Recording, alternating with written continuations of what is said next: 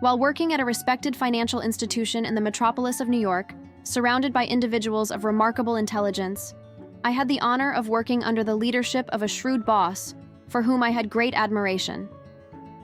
At one point, I reached out to my superior to share my intention to start a book e-commerce venture. He kindly invited me for a long walk in Central Park, where he listened to me patiently and considerately. At the end of our conversation, he uttered words that resonate with me to this day. This seems like a promising idea, but perhaps it is even more suitable for someone who does not have such a stable job. You see, you can have a job, build a career, or if you're lucky, find your true calling. If you figure out how to turn your work into a calling, you'll have reached the apex, because that's what really matters. I remember a meeting with Jeff Bezos about 25 years ago. At the time, he invited me to invest in his nascent company. Asked what he was doing, Bezos enthusiastically replied, "I'm setting up a bookstore in my garage. I plan to take it to the internet, where people will be able to buy books, and I'll send them directly from my garage. If you invest in me, Dave, one day I'll be the richest man in the world. I will accumulate more than $100 billion. At that time, the figure of $100 billion was almost unimaginable. Statistically, there was nothing even comparable. Not even countries had such an amount in their reserves. Our national debt was less than this amount, and there was this 26-year-old assuring me that he would become the richest man in the world with a garage and the internet as his pillars. That was his truth, his vision. However, at that moment, neither he nor I could predict the future.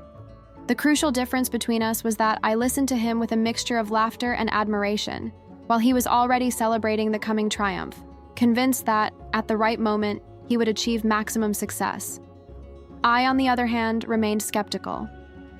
The great lesson I learned is the importance of dedicating yourself to something that you are truly passionate about, instead of just looking for the fashion of the moment.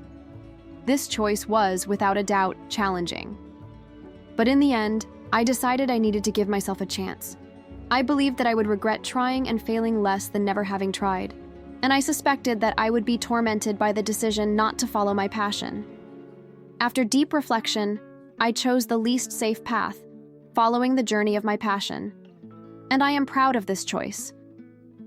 In my youth, I was an amateur inventor, one of those who work in the garage at home.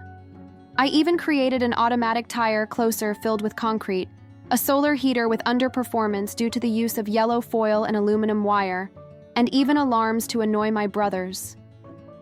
I have always nurtured the desire to be an inventor, and my passion has driven me to follow this path. There is a military saying that particularly inspires me: the slow is soft, and the soft is fast. I have witnessed the truth of this maxim in all my endeavors. It is constancy that allows genuine progress.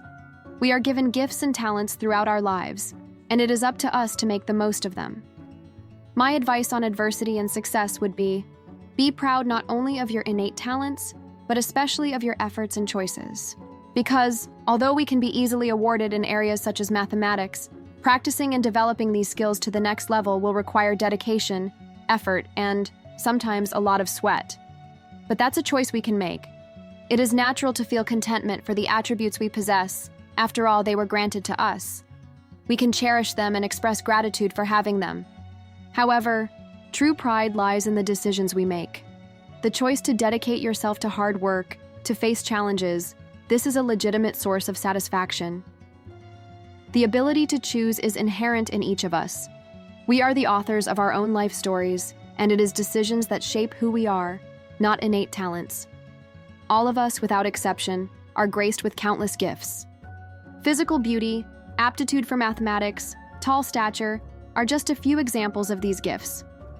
However, genuine pride emanates from the actions we undertake, the choices we make. One of the most significant decisions facing each of us is the choice between a peaceful and comfortable existence or a life dedicated to service and adventure.